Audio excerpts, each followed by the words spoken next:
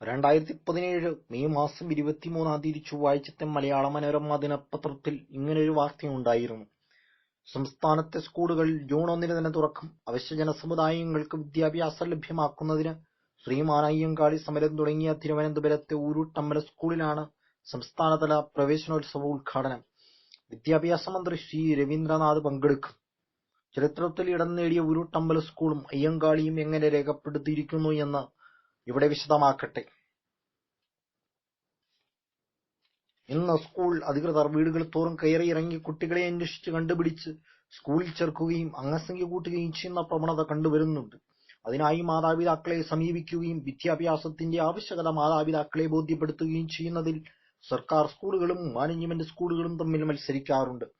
Flux ബോർഡുകളും നോട്ടീസുകളും ഈ തകൃതിയിൽ ദേശത്തിന്റെ മുക്കിലും മൂലയിലും പ്രത്യക്ഷപ്പെടാറുണ്ട്. 1914-ൽ ഒരു രാത്രിയിൽ ജാതി തിരിച്ച് സവർണജനങ്ങൾ അവർണരുടെ വീടുകൾ കണ്ടെത്തി തീകൊടുത്തും തല്ലിത്തകർത്തും ആണുങ്ങളെ നിർദാക്ഷിണ്യം കുറുവടിക്കടിച്ചും പുലയത്തരുണികളെ ബലാത്കാരം ചെയ്തും പിഞ്ചുകുട്ടികളെ നിലത്തടിച്ചും പകവീട്ടിയിരുന്നു. പൂജാരിയൻ എന്നയാളിന്റെ മകൾ പഞ്ചമി സ്കൂളിൽ പ്രവേശിച്ചതിന്റെ പ്രതികാരമായിരുന്നു ഇത്. സ്വന്തം പള്ളിക്കൂടം തകർക്കപ്പെട്ടു. സമരത്തിലൂടെ നേടിയെടുത്ത ഉത്തരവുകൾ കടലാസിൽ ഉറങ്ങിയപ്പോൾ ഏഴകളുടെ പടയാളി ശ്രീമാൻ അയ്യങ്കാളിക്ക് വീണ്ടും മുഷ്ടി ചുരുട്ടേണ്ടി വന്നു. അന്നത്തെ കാലത്ത് വിദ്യാഭ്യാസ ഡയറക്ടറായിരുന്ന മിച്ചൽ സാഹിബ് അവശ്യ സമുദായങ്ങളുടെ ഉദ്ധാരണത്തിനു വേണ്ടി അഹോരാത്രം പ്രയത്നിച്ച ഒരു വ്യക്തിയായിരുന്നു. അവരുടെ വിദ്യാഭ്യാസ പിന്നോക്കാവസ്ഥ മാറ്റിയെങ്കിൽ മാത്രമേ സാമുദായിക ഉന്നമനം പ്രാപ്തമാകുകയുള്ളൂ എന്ന് ശ്രീനാരായണ ഗുരുവിനെ പോലെ അദ്ദേഹവും വിശ്വസിച്ചിരുന്നു. അയ്യങ്കാളിയുടെ സ്വാധീനഫലമായി ദിവാന് നിവേദനം സമർപ്പിക്കാൻ മിച്ചൽ സാഹിബ് മുന്നോട്ട് വന്നു. സഹന സമരങ്ങളിലൂടെ നേടിയെടുത്ത ഉത്തരവ് പൂഴ്ത്തിവെച്ചതറിഞ്ഞ ദിവാൻ 1910-ൽ വീണ്ടും ഐത്യജാതിക്കാർക്ക് സ്കൂൾ പ്രവേശനം അനുവദിച്ചതായി മിച്ചൽ സാഹിബ് അറിയിക്കുകയുണ്ടായി. ചവറ്റുകൂനയിൽ വീണ മാലിന്യം തിരികെടുക്കുന്നതിന് തുല്യമായിട്ടാണ് അത് വരേണ്യകിങ്കരന്മാർക്ക് തോന്നിയത്. പിറ്റേന്ന് സ്വദേശാഭിമാനി പത്രത്തിൽ ഇതിനെ കടുത്ത രീതിയിൽ വിമർശിക്കുന്ന ലേഖനം പ്രസിദ്ധീകരിക്കപ്പെട്ടു. സമത്വസുന്ദര കമ്മ്യൂണിസ്റ്റ് രാഷ്ട്രം വിഭാവനം ചെയ്ത, തൊഴിലാളികളെ അണിനിരത്തിയ, സർവ്വരാജ്യ തൊഴിലാളികളെ സംഘടിക്കുവിനെന്ന് ആഹ്വാനം കൊടുത്ത സാക്ഷാൽ കാറൽ മാർക്സിന്റെ ജീവചരിത്രം മലയാളത്തിൽ ആദ്യമെഴുതിയ വിപ്ലവകാരി എന്നും സ്വദേശാഭിമാനി എന്നും പേരുള്ള ഇന്നും മഹാനായി കണക്കാക്കപ്പെടുന്ന സ്വദേശാഭിമാനി രാമകൃഷ്ണൻ പിള്ളയാണത് എഴുതിയതെന്ന് അറിയുമ്പോൾ നമ്മളുടെ നെറ്റി ചുളിയാതിരിക്കില്ല. 2-3-1910 പത്രത്തിൽ പ്രസിദ്ധീകരിച്ച പ്രസംഗത്തിൽ ഇങ്ങനെ കൊടുത്തിരിക്കുന്നു.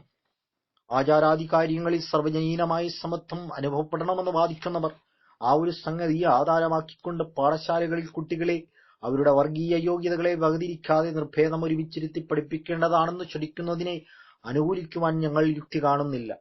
എത്രയോ തലമുറകളായി ബുദ്ധിയെ കൃഷി ചെയ്തു വന്നിട്ടുള്ള ജാതിക്കാരെയും, അതായത് സവർണരെയും, അതിനേക്കാൾ എത്രയോ ഏറെ തലമുറകളായി നിലം കൃഷി ചെയ്തു വന്നിരുന്ന ജാതിക്കാരെയും, അതായത് അവർണരെയും തമ്മിൽ ഒരുമിച്ച് ഒന്നായി ചേർക്കുന്നതിനെ കുതിരയെയും പോത്തിനെയും ഒരേ നുകത്തിൽ കെട്ടുന്നതിന് തുല്യമാകുന്നു എന്ന് ആ മുഖപ്രസംഗത്തിൽ പറഞ്ഞിരിക്കുന്നു.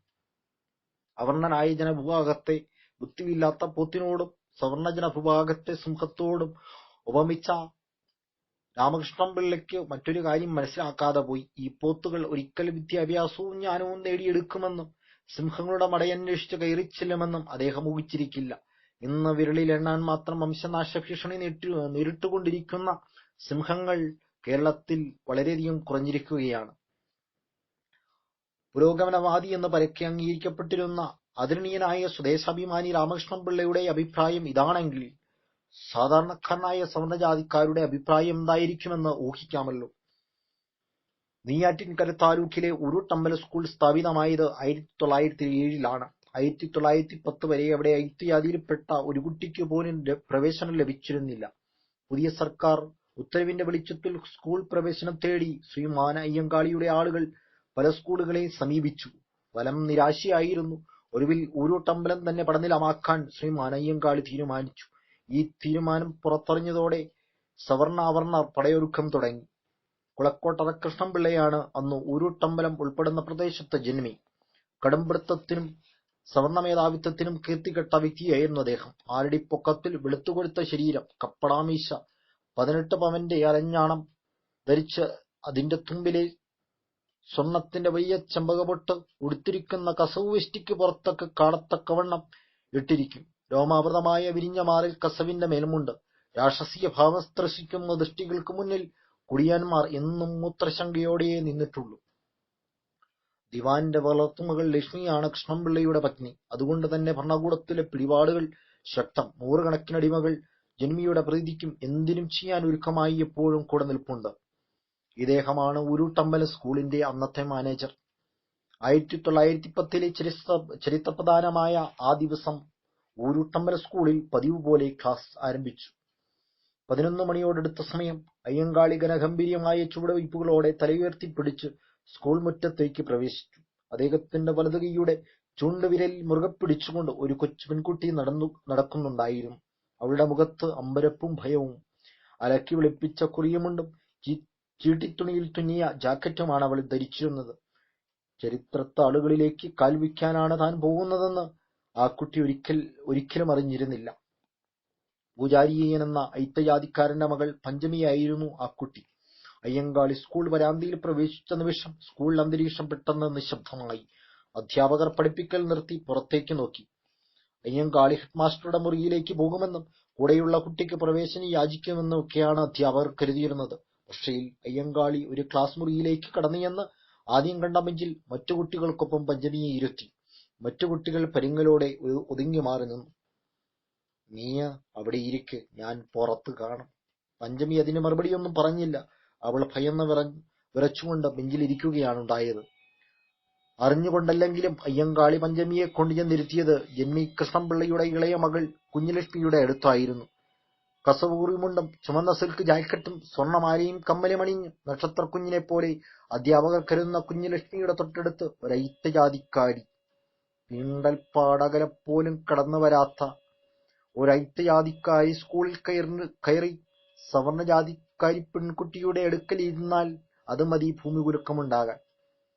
അയ്യങ്കാളി സ്കൂൾ പരിസരത്തേക്ക് ഇറങ്ങി നിന്നു. അദ്ദേഹത്തോടൊപ്പം അയ്യൻ ഗോപാലൻ, കുഞ്ഞികൃഷ്ണൻ, സി പൊന്നു, വെള്ളംകൊല്ലി വേലായുധൻ, ധനവച്ചപുരം യാക്കൂ ചട്ടമ്പി, ഐത്തിപ്പിച്ചൻ, മുലയിവിളാകത്ത് കാളി, തോമസ് വാദ്യാർ എന്നീ പ്രധാനികൾ ഉൾപ്പെടെ അനേകം പേർ ഉണ്ടായിരുന്നു. അയ്യങ്കാളി സ്കൂൾ പിടിച്ചു എന്നാണ് നാട്ടിലൊക്കെയും വാർത്ത പറയുന്നത്. ജന്മിയുടെ വീട്ടിലേക്ക് സന്ദേശകാരന്മാർ പറന്നു. സ്വരുക്കൂട്ടി നിർത്തിയിരുന്ന സവർണ സൈനികരൊക്കെ നാലുപാടിൽ നിന്നും എത്തിത്തുടങ്ങി.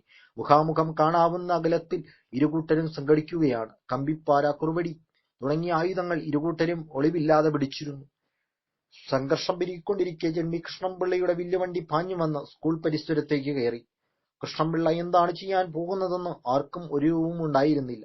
അതുകൊണ്ട് ഇരുകൂട്ടരും നിന്നിടത്തു നിന്നു. പഞ്ചമി ഇരുത്തിയിരുന്ന ക്ലാസ് മുറിയിലേക്ക് ഓടിക്കയറി കൃഷ്ണൻപിള്ള അലറിക്കൊണ്ട് ആ കുഞ്ഞിനെ പൊക്കിയെടുത്തു ഒരു നായക്കുട്ടിയെ എടുത്തെറിയുന്ന